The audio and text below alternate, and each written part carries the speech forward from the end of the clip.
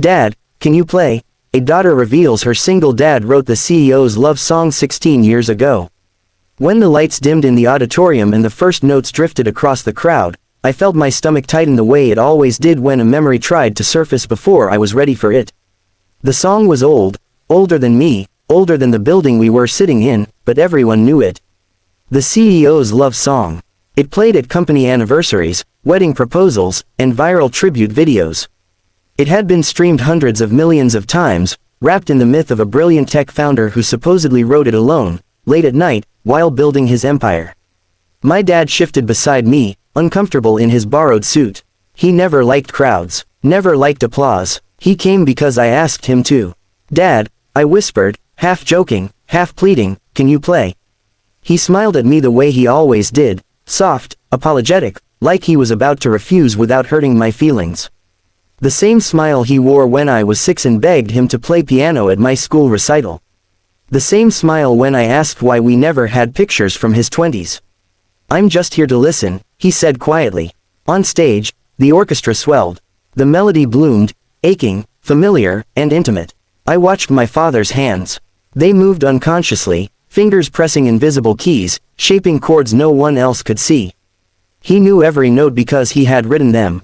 16 years earlier, before I existed, my father was a songwriter with a second-hand keyboard and a notebook full of half-finished dreams. He met the man who would become the CEO in a cramped apartment with bad coffee and worse internet. They were friends then, equals, two broke men believing in different kinds of miracles.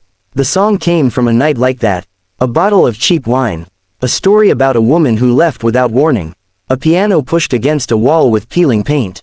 My dad wrote the melody. The CEO, then just a coder with big ideas, wrote a few lines of lyrics. They shook hands. They promised credit would be shared when the world finally listened. The world listened, just not to my father. By the time I was born, the song belonged to someone else. Officially, legally, permanently. My dad never fought it. He had a baby to raise, rent to pay, groceries mattered more than recognition. He taught music lessons during the day and played in bars at night, always coming home before I woke up. He was tired in the way single parents are tired, deeply, endlessly, but he never let me feel poor in the ways that counted. Music was our language. When I was scared, he played. When I couldn't sleep, he played. When I asked him why the CEO's love song made him go quiet every time it came on the radio, he just said, "Some songs remember you, even when the world forgets."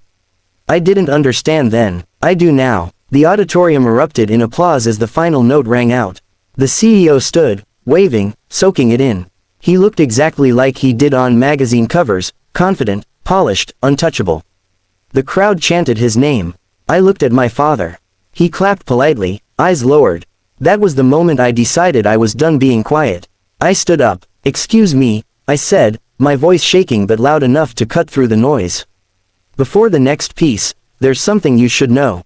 Heads turned. Ushers hesitated. The CEO frowned, confused. "My name is Lena," I continued. "I'm here with my dad. He's the one who wrote that song." A ripple moved through the room, laughter at first, then discomfort. Someone muttered, "Is this a joke?" "It's not," I said. 16 years ago, he wrote the melody in a one-bedroom apartment.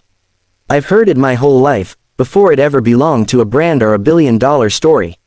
Security started toward me. The CEO raised a hand, signaling them to stop. He studied my face, then my father's. Recognition flickered, brief, unmistakable. "Is that true?" someone called out. My dad stood slowly, like a man stepping into cold water. "I never wanted trouble," he said. "I just came to support my daughter." The silence was unbearable. Then the CEO spoke. "Let him play." A piano was wheeled on stage, ceremonial and glossy. My father approached it as if it might vanish. He sat down. For a moment, his hands hovered, trembling. I held my breath. Then he played. Not the orchestrated version, not the polished anthem. He played it the way it was born, raw, sparse, aching. Each note carried the weight of years lived without credit, without apology. The melody sounded older this way. Truer. People cried. I did. When he finished, there was no applause at first. Just stillness. Then the room rose as one. That night didn't rewrite contracts or erase the past. But it did something else. It told the truth out loud. Later, As we walked home under flickering streetlights, my dad squeezed my hand.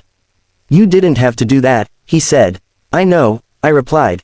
"But you should have been heard." He smiled, not the apologetic one this time, but a real smile. The kind that comes when a song finally finds its way back to its owner. And for the first time, the music felt complete.